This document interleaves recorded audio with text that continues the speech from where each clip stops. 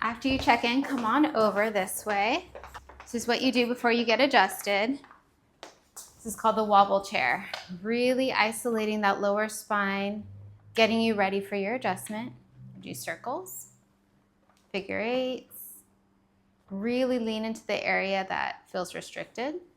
And after you get adjusted, so this is the Pro Lordotics. It's for that neck, restoring the curve.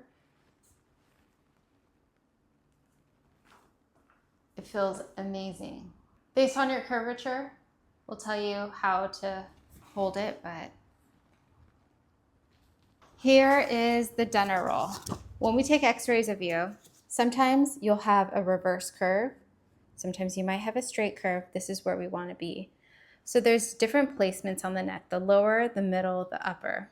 And depending on how tall you are, that's what we'll tell you to use. Grab one of these, put it in the middle, do the timer for a couple minutes. The placement is so that it's hitting your shoulders and you're relaxing. You can keep your feet up.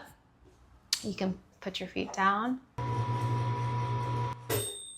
Okay, so this one's called a cervical traction device. It's gonna lift up to give you space in that neck. After you get adjusted, doing some body weight, and then relax.